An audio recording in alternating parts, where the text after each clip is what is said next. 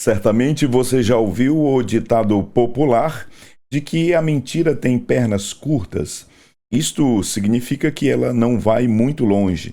Ela pode até chegar primeiro que a verdade, correr mais depressa do que a verdade, ela pode até se esconder por algum tempo, mas suas pernas sempre tropeçam na verdade. Neste vídeo, vamos estudar a lição de número 6 da classe de adultos com o tema Uma Igreja Não Conivente com a Mentira. Eu sou o pastor Epaminondas Fonseca e se este canal tem abençoado a sua vida, eu peço que, se você não é inscrito, inscreva-se, curta, comente e compartilhe este vídeo.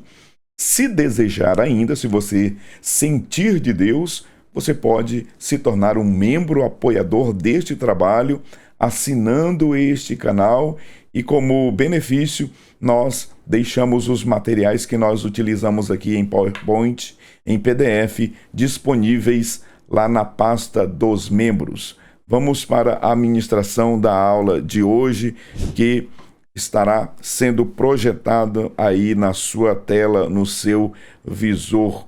O assunto desta lição, como nós já pontuamos aqui, uma igreja não conivente com a mentira. Chegamos, portanto, na lição de número 6 desta classe, a classe de adultos.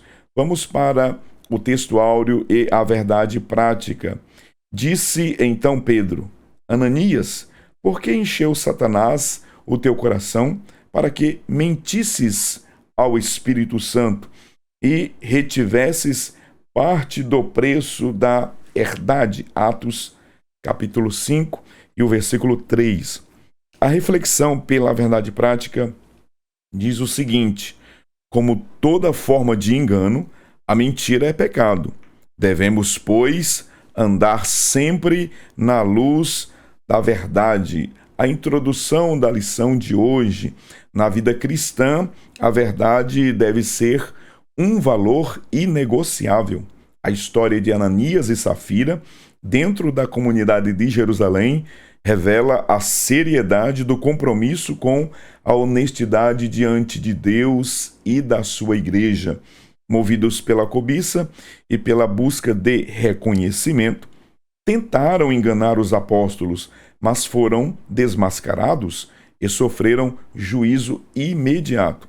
Esta lição nos ensina que a mentira não apenas compromete o nosso caráter, mas também fere a santidade da igreja. Desta forma, portanto, nós iremos estudar este tema que é muito importante, relevante. Apesar de ser uma história, um episódio bíblico bastante conhecido, mas nós vamos extrair preciosas lições para serem aplicadas ao nosso dia a dia. Portanto, nós vamos aprender nesta lição que Deus, ele não busca perfeição fingida. É exatamente isto que vamos aprender a partir de agora, com a sua Bíblia, a sua revista e o seu coração aberto, sedento pela palavra de Deus. Vamos juntos para mais uma lição bíblica da CPAD. O episódio de Ananias e Safira é um lembrete de que a igreja, ela não é uma vitrine de aparências. A igreja é, sobretudo, um espaço de transformação genuína. Deus não busca perfeição fingida, mas corações contritos, quebrantados e verdadeiros diante de sua presença. O primeiro ponto da lição: o diabo, o pai da mentira. Nós vamos aprender neste primeiro ponto, vamos trabalhar 3 subtópicos. O primeiro é que é da natureza satânica mentir. O segundo, a mentira como um ardil maligno. E o terceiro subtópico, não superestime o inimigo. Nesse primeiro tópico da lição, nós vamos então trabalhar estes três assuntos que foram aqui muito bem apresentados pelo comentarista da nossa lição, o pastor José Gonçalves. Vamos para o primeiro assunto, o primeiro subtópico é da natureza satânica mentir. E o pastor José Gonçalves, neste primeiro tópico, nos faz lembrar das palavras de Jesus, de que o diabo, ele é o pai da mentira. Já no Éden, Satanás se apresenta como o agente do engano. Em Gênesis capítulo 3, ele distorce a palavra de Deus. Ele diz em Gênesis 3:1, é assim que Deus disse? Essa semente da dúvida foi suficiente para gerar desobediência e queda. A mentira, portanto, foi a natureza da tentação. Verifica-se que, naquele contexto do Jardim do Éden, Deus havia estabelecido, dado uma ordem para Adão e Eva, de que eles poderiam comer de todos os frutos que haviam no jardim. Adão e Eva, eles estavam apenas impedidos, proibidos de comerem do fruto da árvore do conhecimento do bem e do mal que estava no meio do jardim. Veja como que o diabo, o pai da mentira, aquele que nunca se firmou na verdade, ele ataca exatamente naquilo que é proibido.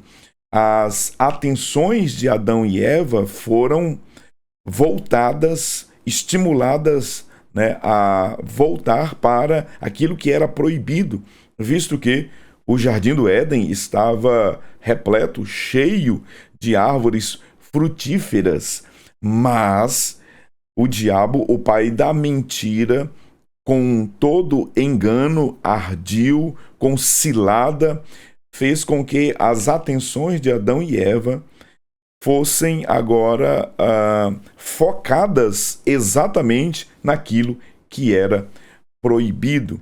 E aqui nós estamos diante de uma tentação que foi causada a partir teve origem a partir de uma mentira. Veja como que o pai da mentira, veja como que a serpente, ela mentiu sobre quem é Deus. No versículo 4 e 5 do capítulo 3 do primeiro livro, o livro do Gênesis, está escrito: então a serpente disse à mulher: certamente não morrereis, porque Deus sabe que no dia em que dele comerdes, se abrirão os vossos olhos e sereis como Deus, sabendo o bem e o mal. A sentença de Deus era que, se desobedecessem a ele, se comessem do fruto da árvore do conhecimento do bem e do mal, eles morreriam. E a morte, ela passaria a todos os homens a partir do ato dos nossos pais, do cabeça federal da humanidade, Adão.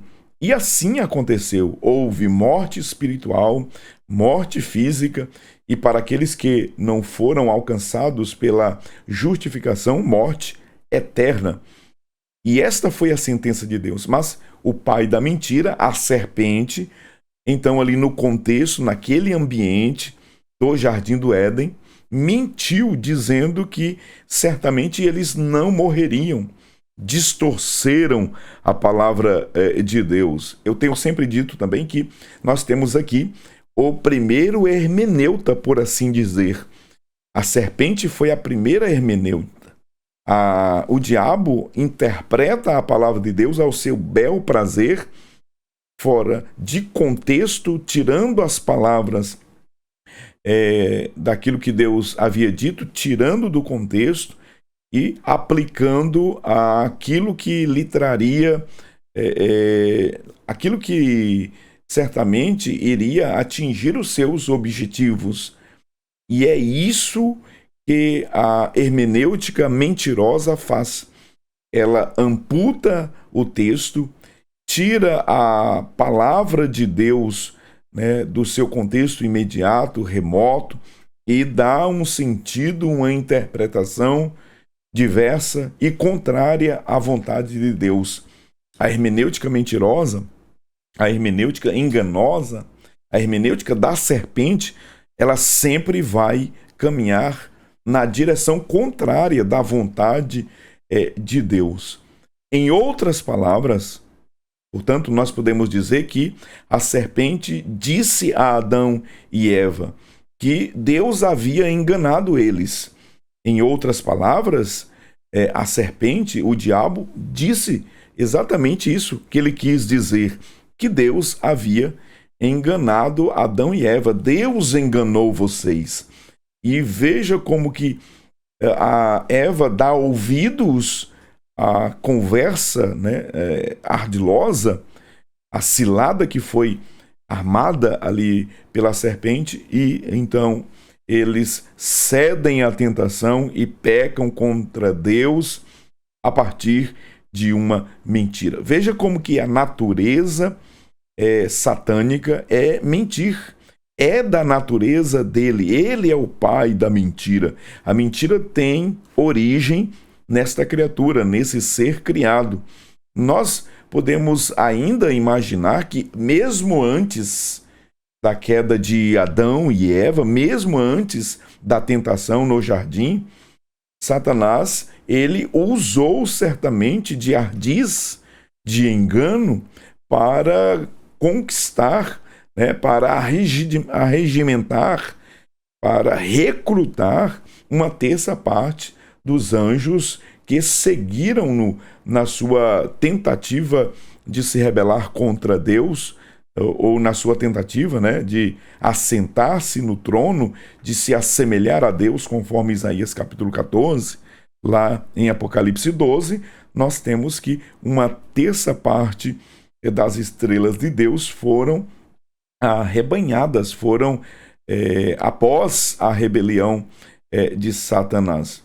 Certamente usando, né, da mentira para enganar a terça parte dos anjos. Agora, mais uma vez, usando da mentira, por ser ele, né, o pai da mentira, ele mente para os nossos pais Adão e Eva, levando-os a pecarem contra Deus. Adão e Eva foram apresentados à mentira que agora domina o mundo. Qual é a mentira que domina o mundo? A mentira de que a criatura pode ser igual ao Criador. Esta é a primeira e maior de todas as mentiras que foi proferida pelo pai da mentira, a saber, o diabo.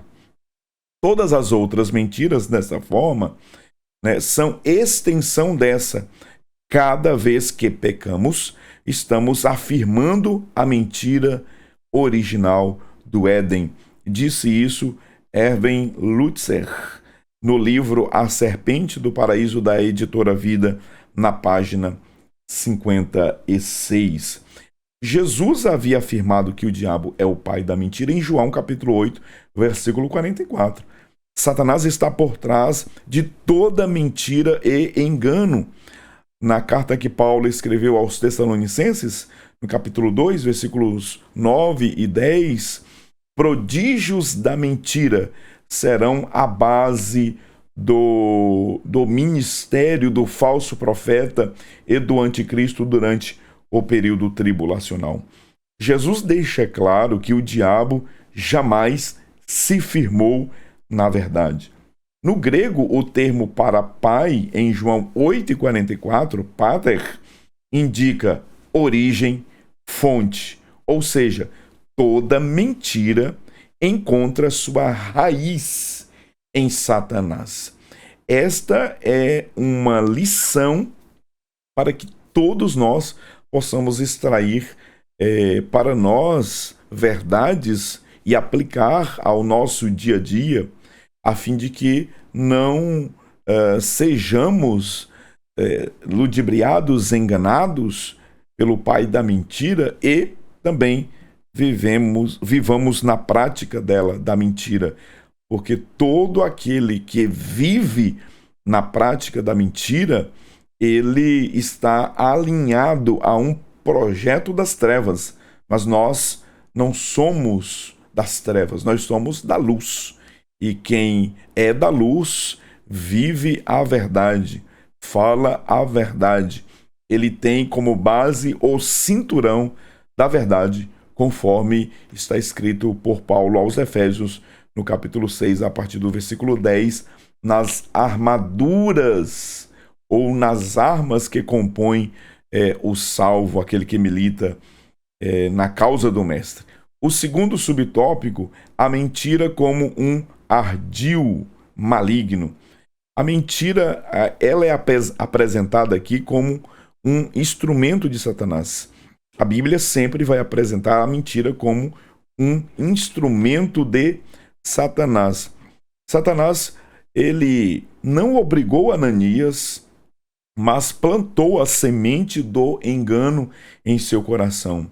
Outro ponto a se destacar aqui é que a mentira é uma das estratégias ardis do diabo para enganar. É uma astúcia do maligno.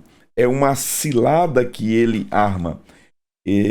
Esse ardil de Satanás ainda está em pleno vigor. Ele sempre usou desses ardis lá no Éden.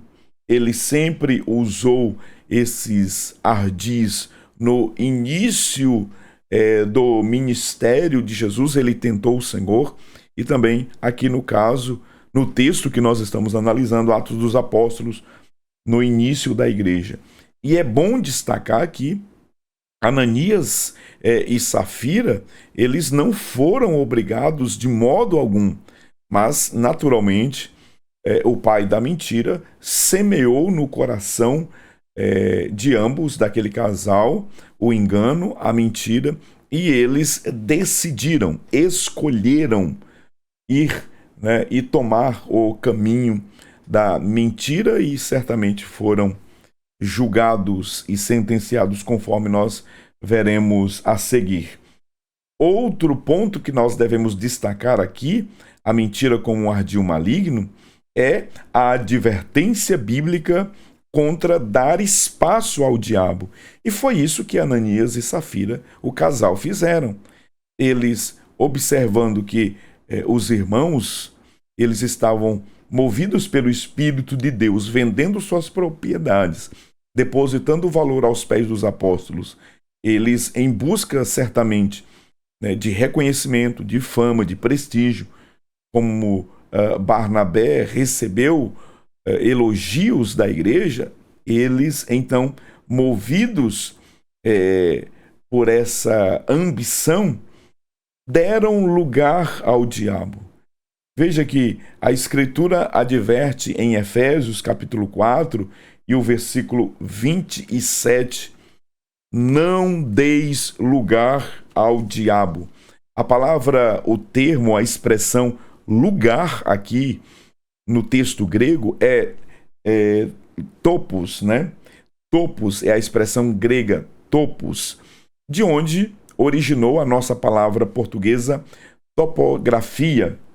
Essa palavra, ela significa literalmente um lugar delimitado, um território, um espaço, um ambiente. Nós poderíamos parafrasear essa tradução da seguinte forma: Paulo está dizendo aos crentes na cidade de Éfeso, não deis território ao diabo. Paulo está dizendo também, não deis espaço na sua vida ao diabo. Não deixem que o seu coração seja dominado, ocupado. Não deixe que o território, o espaço, o ambiente da sua vida seja dominado, seja possuído pelo diabo.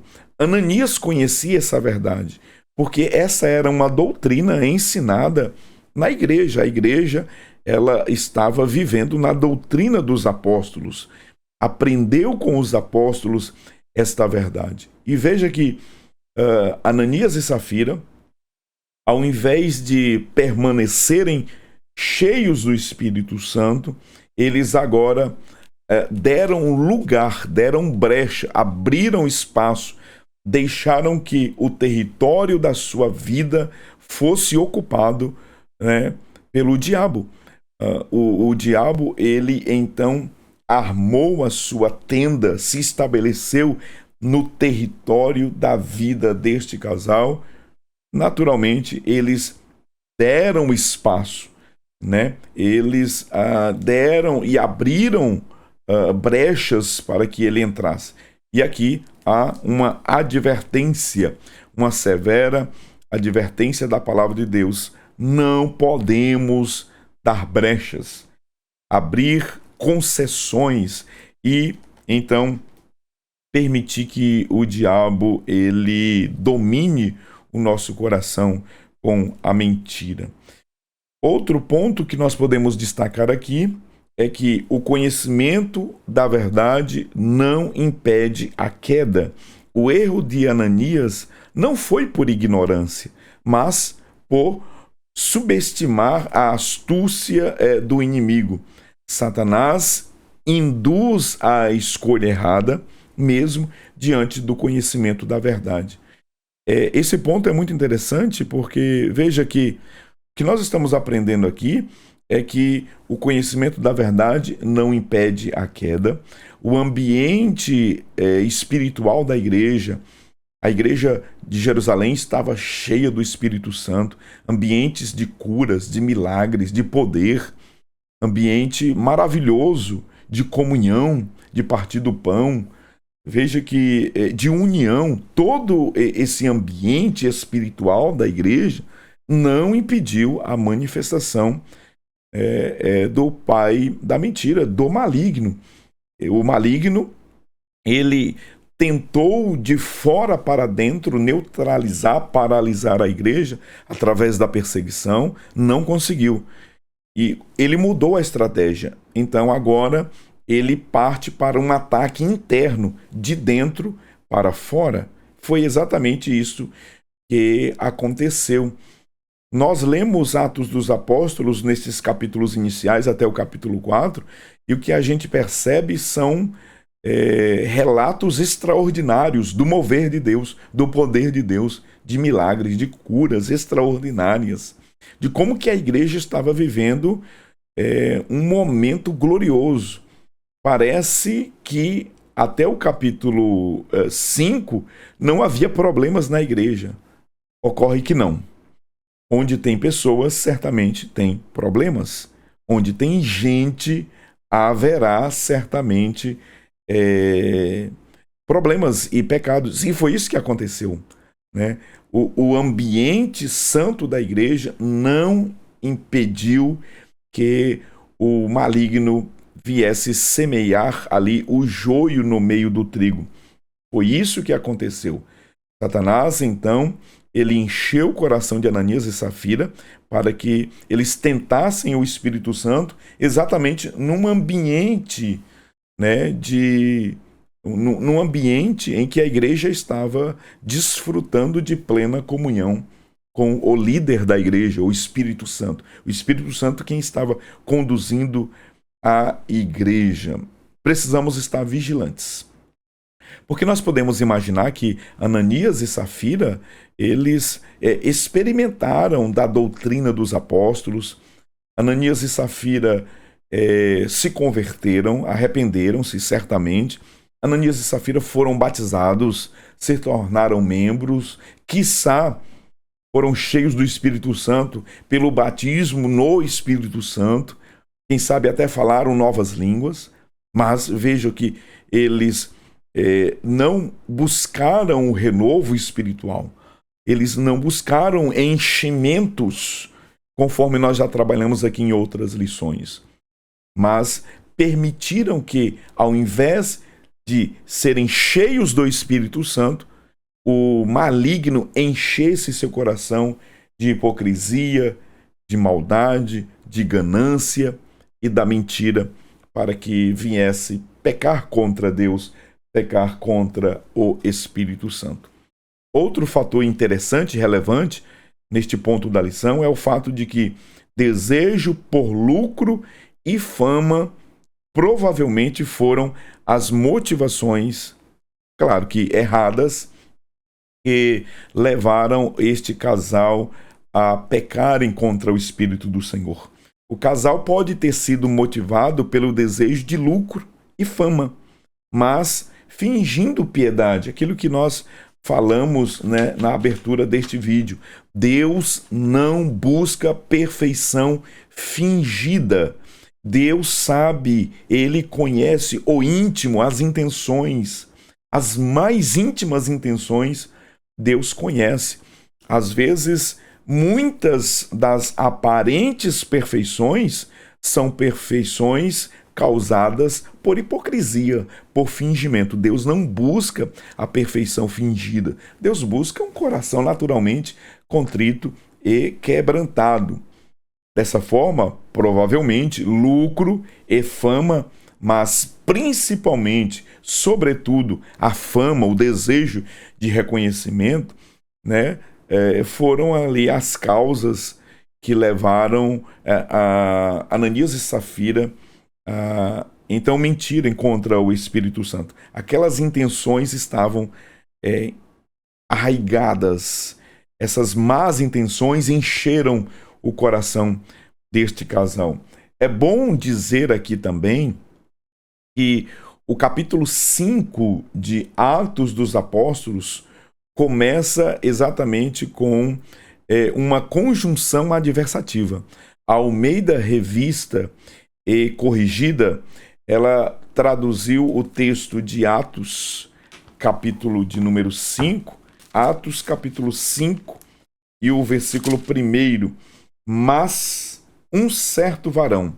Olha, o texto grego inicia exatamente com essa conjunção adversativa, mas um certo varão. A Almeida Revista Atualizada traduziu da seguinte forma: entretanto.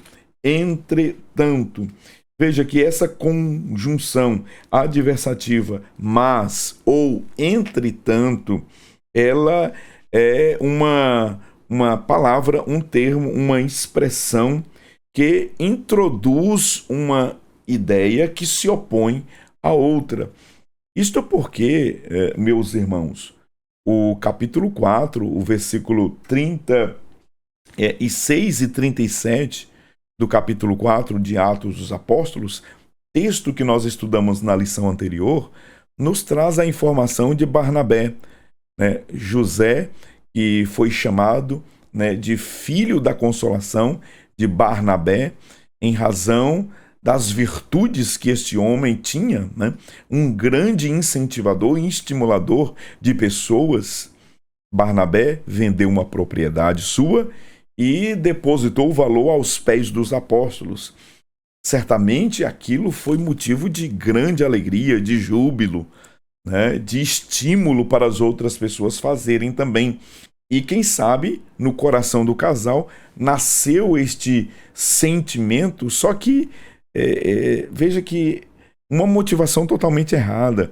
Eles queriam ter o prestígio de Barnabé, eles quiseram ter a fama de Barnabé, e veja que a fama, ela em si não é um mal. Jesus, a Bíblia diz que a sua fama percorria por toda a região. O problema está aqui em querer vanglória, autoglorificação, autopromoção. Nesse sentido, nós vamos observar aqui um contraste, né? Foi estabelecido pelo escritor sagrado Lucas, quando ele coloca essa conjunção adversativa, mas um certo varão. Entretanto, um certo varão chamado Ananias. Porque a sentença anterior apresenta as boas motivações de Barnabé. Apresenta como que Barnabé, inclusive, recebeu um apelido maravilhoso, filho da consolação. Quem sabe Ananias e Safira também almejaram receber um título, um apelido maravilhoso. Eles que já tinham dois nomes muito bonitos, né? Ananias, cheio de graça, Safira, aquela que é bela, mas os seus nomes não correspondiam com as suas atitudes. Os nomes ou os significados dos nomes de Ananias e Safira não refletia a sua vida, o seu comportamento, as suas atitudes. Dessa forma, nós temos aqui, portanto, essas realidades que nos são apresentadas pelo texto sagrado e também pela lição. O segundo ponto, a mentira como um ardil maligno, ainda nos faz pensar que nós não podemos superestimar o maligno, mas também nós não podemos subestimá-lo. São duas palavras que têm sentido completamente opostos. Veja que não devemos superestimar, né? Nós não podemos superestimar ou sobreestimar o maligno. O que é superestimar? Superestimar é atribuir um preço, um valor acima do razoável. E nós não podemos jamais atribuir, né, este valor, né, superestimar o inimigo, o maligno. Pessoas superestimam o maligno quando em tudo, em qualquer ocasião, em qualquer circunstância, é o maligno, é o diabo fez isso, o maligno fez aquilo. Eles superestimam uma criatura que, conforme disse Paulo, né, e o próprio comentarista trouxe esse texto para a lição de hoje, Colossenses capítulo 2, versículo 15, que principados e potestades, né, foram destronados, foram vencidos na cruz do Calvário. O diabo, ele já foi vencido. Mas, por outro lado, também nós não podemos subestimá-lo. Ele ainda atua com astúcia. O diabo tem certo poder. O que o diabo não tem é o poder ilimitado que, por exemplo, Deus possui. O diabo é uma criatura, é um anjo caído, né? Mas nós não podemos subestimá-lo. O diabo, ele anda circundando a igreja, né? O diabo, ele anda ao nosso derredor, bramando como um leão, diz a Escritura. Ele sempre esteve com os seus ardis, com as suas estratagemas, buscando a quem possa tragar, conforme diz a palavra de Deus.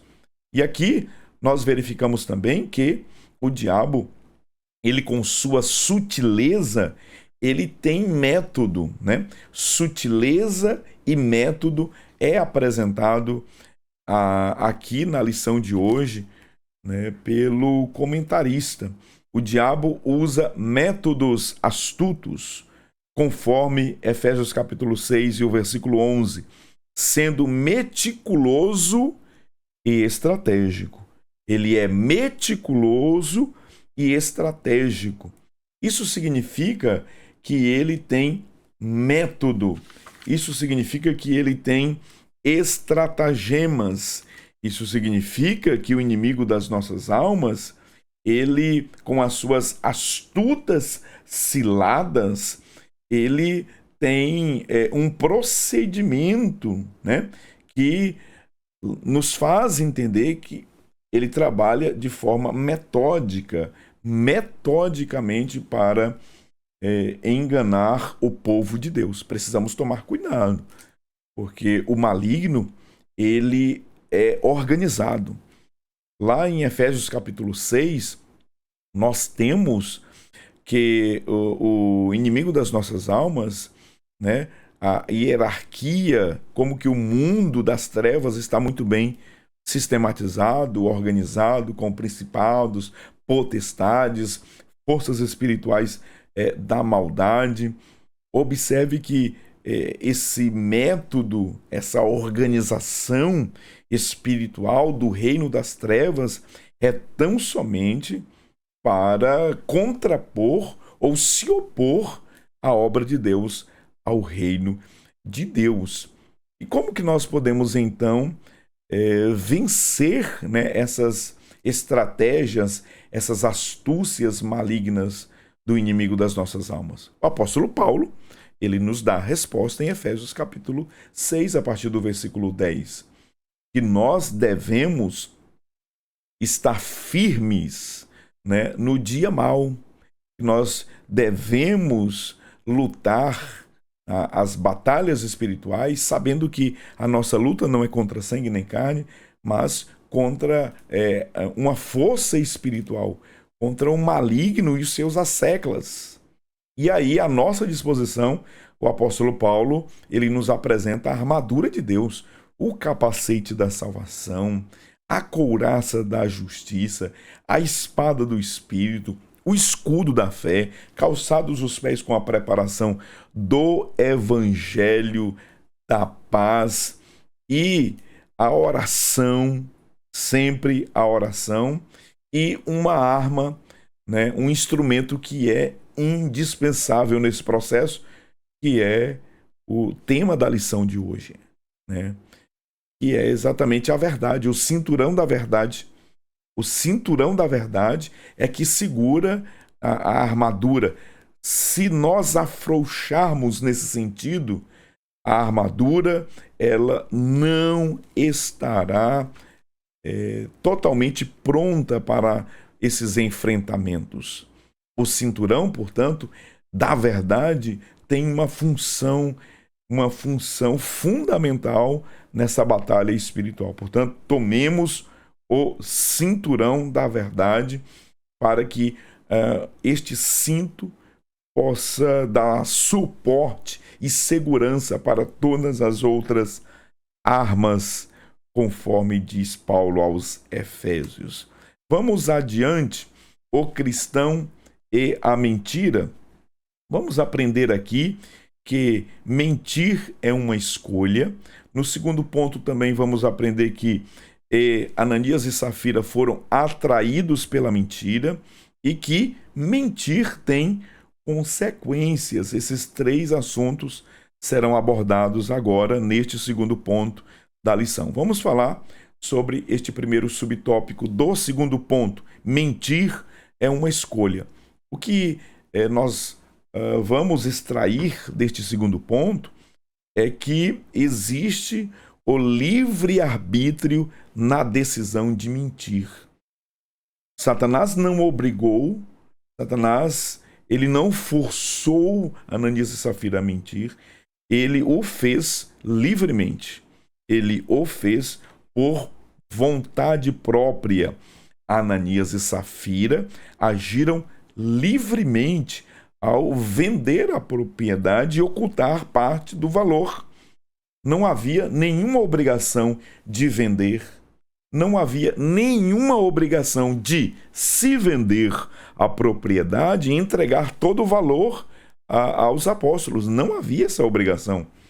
O que estava acontecendo, aquele movimento do Espírito no coração dos irmãos, era algo voluntário.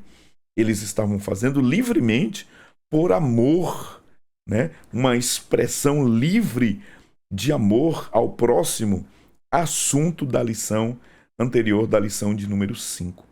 Pedro deixa claro que não houve coerção externa, mas uma decisão pessoal e consciente. Portanto, mentir é uma escolha. Mentira como escolha moral.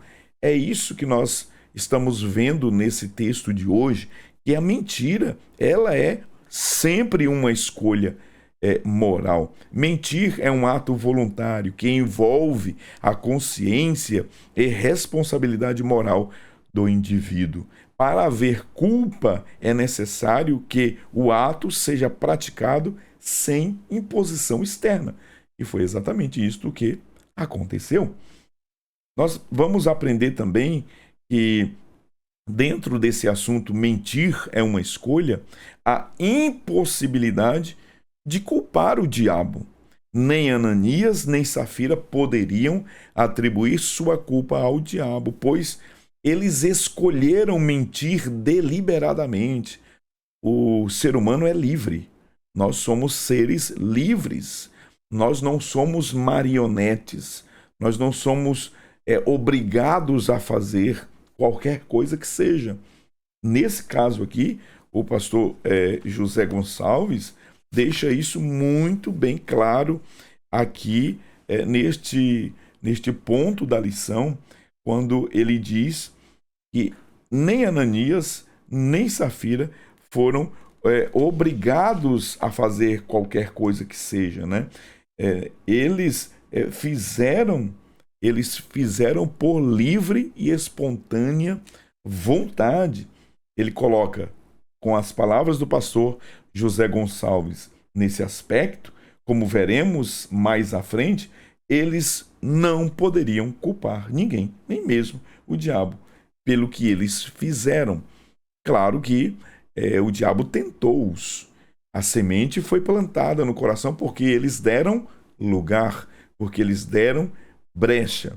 Mesmo depois de o desejo vir ao coração, eles ainda poderiam resistir àquele desejo. Eles poderiam evitar que viessem a concluir aquele pensamento que veio ao seu coração. Mas não, eles deliberadamente mentiram contra Deus e tentaram o Espírito Santo. E dessa forma, portanto, a responsabilidade foi totalmente pessoal e intransferível. Atraídos pela mentira, Ananias, no capítulo 5, versículo 5, caiu e expirou. É o que a gente verifica aqui, a partir inclusive desta imagem ilustrativa que está sendo projetada aí no seu visor. Nós aprendemos aqui nesse ponto da lição que a mentira, ela certamente trará consequências das decisões livres. Ananias e Safira agiram por escolha própria, mas enfrentaram implicações severas de suas decisões. Nós aprendemos também que houve motivações internas não reveladas. A bem da verdade, nós não sabemos explicitamente, né? A Bíblia ela não apresenta quais foram as motivações do casal. Mas como nós já falamos agora há pouco, provavelmente eles estavam em busca de alguma vantagem. Eles estavam intencionados buscar para si autopromoção, elogio, alguma coisa nesse sentido. Busca por reconhecimento e lucro é bem provável os motivos principais que levaram Ananias e Safira a mentirem ao Espírito Santo. Vamos adiante. Mentir tem consequências.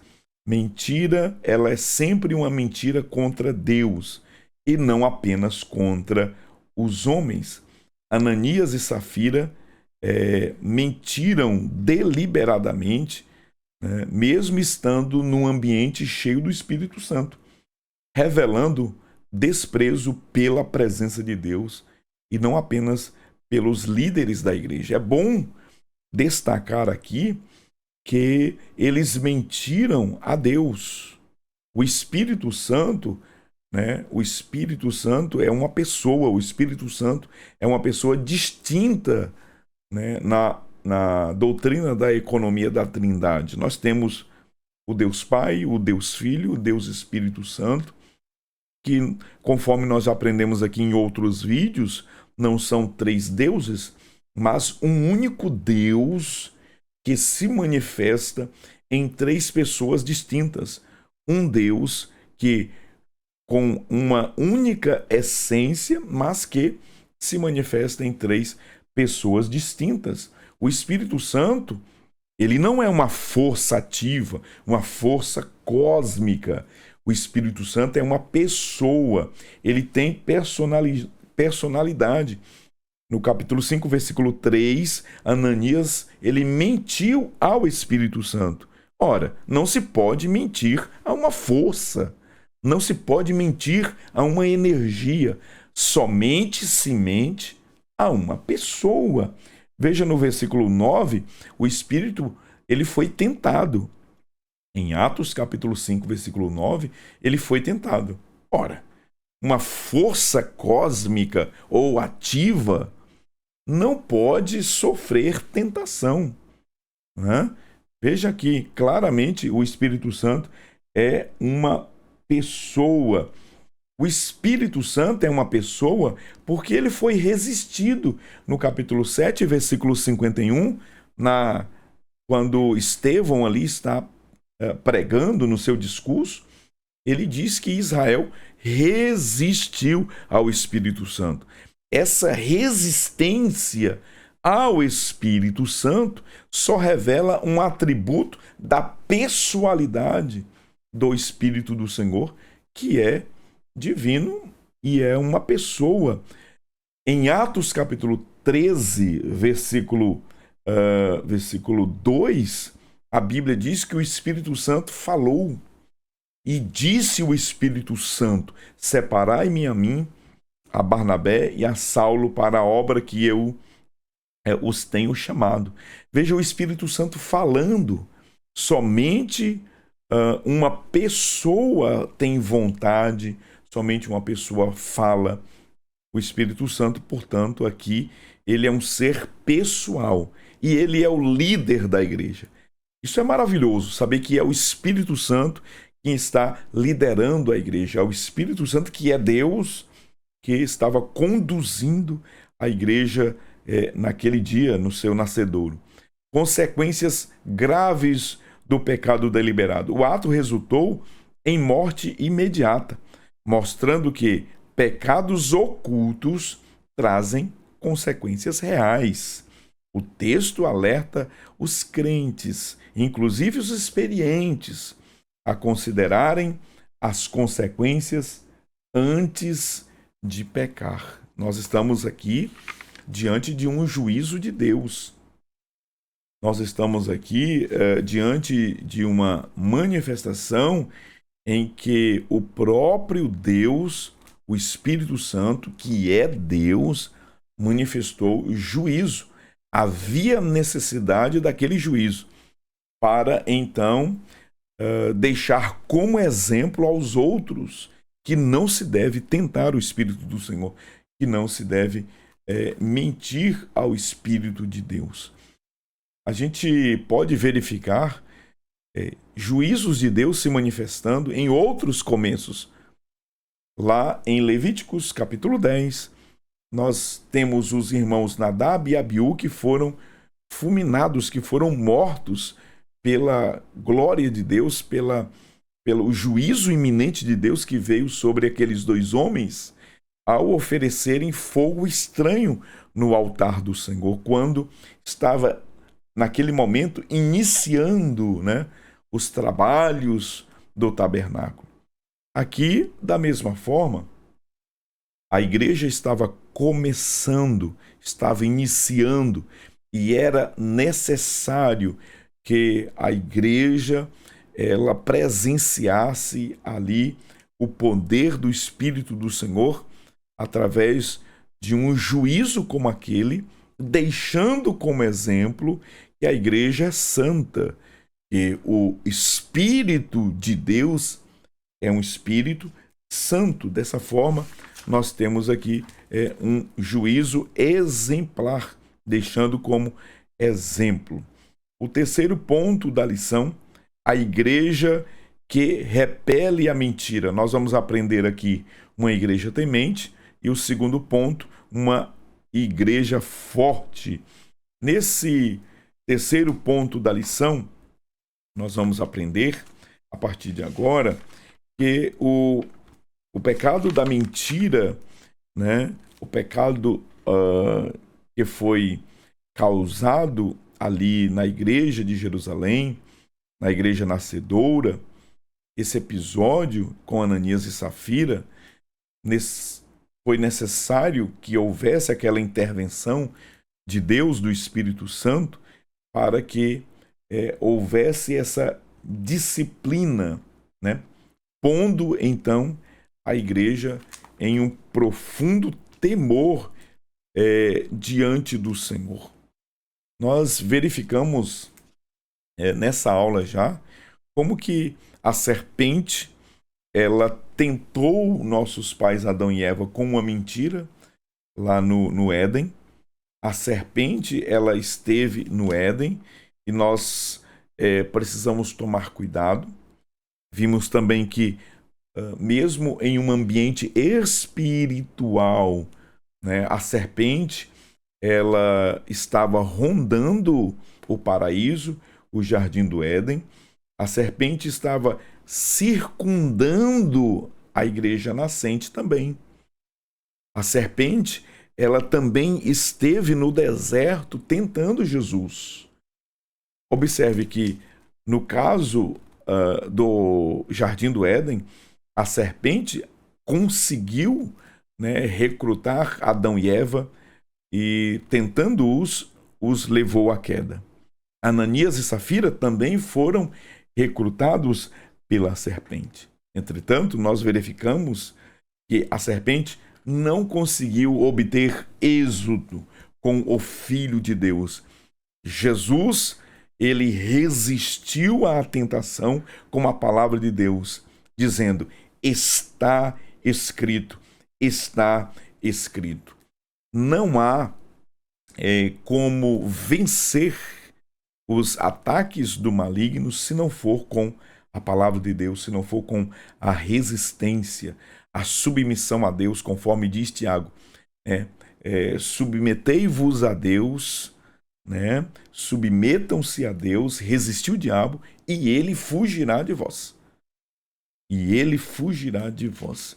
Nesse ponto da lição aqui, com a disciplina de Deus, né? Com aquele juízo iminente de Deus sobre Ananias e Safira, Ananias, ele, diante de Pedro, achava que poderia ocultar, né? Ou que Deus não estivesse vendo o que eles haviam concordado em secreto. Deus vê todas as coisas, ele é onisciente. O que eles concordaram em secreto, lá, quem sabe no seu quarto, pensando, ninguém está nos ouvindo, não está nos vendo, se esqueceram da onisciência de Deus. Ananias e Safira se esqueceram que serviam a um Deus que é onisciente, que vê todas as coisas, que conhece todas as coisas. O Espírito de Deus, então, manifestou juízo sobre o casal, sobre Ananias e Safira. E aqui nós aprendemos uma igreja temente, temor como reverência diante da santidade de Deus. Este episódio gerou temor, né? Gerou a palavra grega aqui, phobos, né? De fobia. E aqui, essa palavra não significa que a igreja ficou com medo de Deus, mas que a igreja passou a respeitar muito mais o sagrado, a reverenciar Deus, a presença santa de Deus no meio da igreja. Satanás encheu o coração de Ananias e Safira. E olha só, a palavra encher ali significa que não houve mais espaço. A palavra encher ali no texto grego, eu até anotei aqui, a palavra é plero, né? Preencher até ao máximo. Significa dizer que não havia mais sobra, não havia nenhum espaço para Deus, para o Espírito de Deus no coração de Ananias e Safira. Então Pedro diz: Ananias, por que Satanás encheu o teu coração? Enquanto Pedro estava cheio do Espírito Santo, Ananias estava cheio do maligno. Enquanto Pedro estava cheio de Deus, cheio da verdade, Ananias cheio da mentira. Pedro estava cheio de virtude, Ananias cheio de engodo, cheio de engano, cheio de astúcia, cheio do veneno da serpente. E nesse momento Pedro Então sentencia Ananias, porque encheu Satanás o teu coração para que mentisses ao Espírito Santo. Veja que não confunda este Ananias aqui do capítulo 5 com o Ananias do capítulo 9. O Ananias do capítulo 9 é um servo de Deus piedoso. Este sim, o do capítulo 9, é cheio do Espírito Santo. Ele é conduzido pelo Espírito, ele ora ao Senhor, ele tem revelação de Deus, ele impõe as mãos sobre Saulo, ele ora por Saulo, enfim, ele conduz Saulo, ele leva Saulo até os irmãos. Aquele Ananias estava cheio da presença e do Espírito Santo, estava transbordando, né, do Espírito Santo.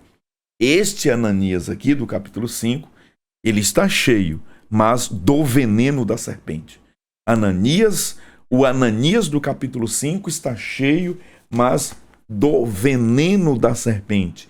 Está cheio da mentira, cheio do engano, cheio de malícia, cheio de perversidade, cheio de tentação, tentando o Espírito do Senhor.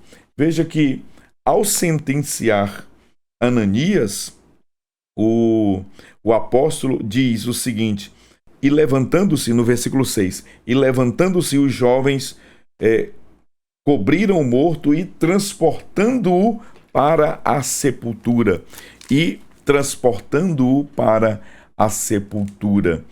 Lendo a obra do pastor Alain Brizotti, Conhecereis a Mentira e ela vos enganará.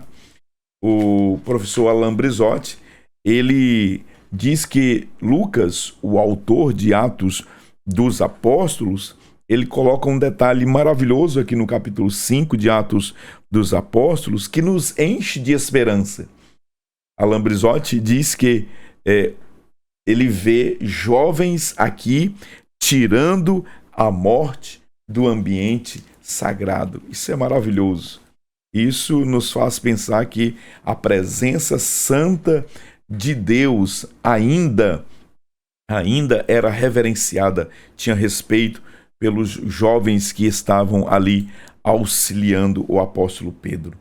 Vamos caminhando para o final da nossa aula de hoje. Uma igreja temente a Deus. Nós verificamos aqui ainda neste ponto que a disciplina divina preserva a pureza da igreja. Juízo divino foi essencial, o juízo divino foi essencial para impedir a contaminação da igreja nascente, reforçando que ninguém pode agir na igreja sem prestar contas a Deus. A disciplina, ela é necessária para a preservação da sã doutrina, da santidade, da reverência, do ambiente sagrado. Uma igreja forte, nós podemos destacar aqui: a santidade gera poder espiritual e a tolerância ao pecado enfraquece a igreja. Esses dois pontos podem ser destacados aqui. A igreja que trata o pecado com seriedade torna-se forte, espiritualmente ainda mais, como demonstrado pelos sinais e prodígios operados pelos apóstolos. O versículo 12 diz o seguinte, olha: e muitos sinais e prodígios eram feitos entre o povo pelas mãos dos apóstolos, e estavam todos unanimemente no alpendre de Salomão. Veja que coisa maravilhosa.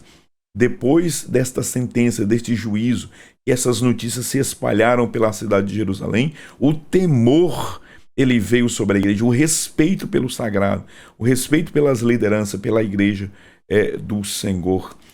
Tolerância ao pecado enfraquece a igreja. Igrejas que negligenciam a disciplina espiritual e toleram o pecado se tornam fracas e inoperantes, perdendo a eficácia no testemunho e no poder. O que nós podemos perceber aqui é que há uma profunda relação entre Atos capítulo 5, versículo 1 ao 11, com Atos 5 e 12.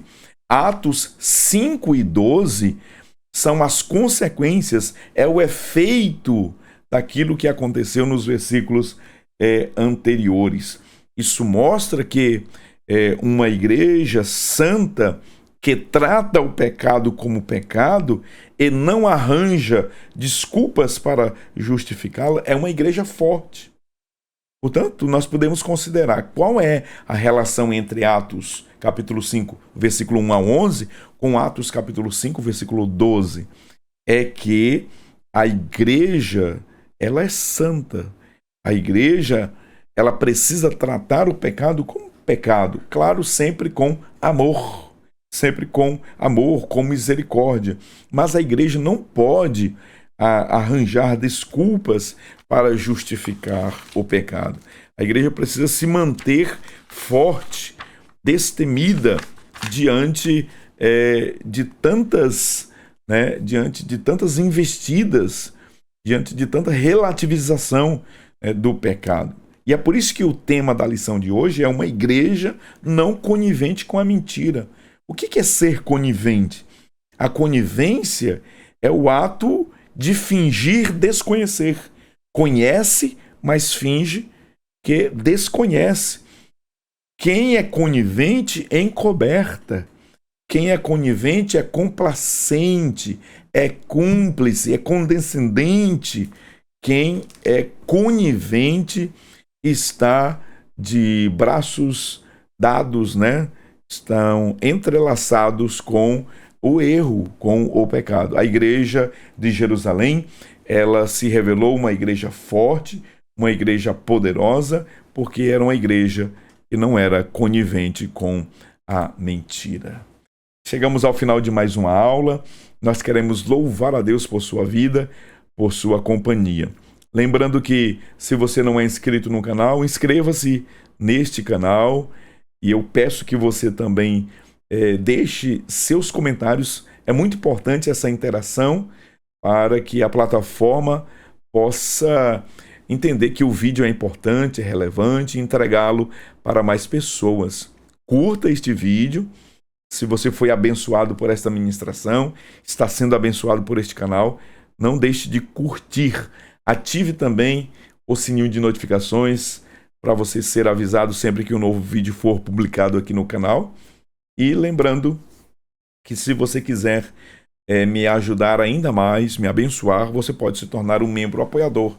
E nós sempre, como um gesto de gratidão, deixamos esses materiais que nós utilizamos aqui, esse material preparado com muito carinho, com muito amor e com muito trabalho, deixamos sempre disponíveis aos nossos irmãos. Que Deus abençoe você, sua casa e sua família. A paz do Senhor. Até a próxima semana, querendo Deus.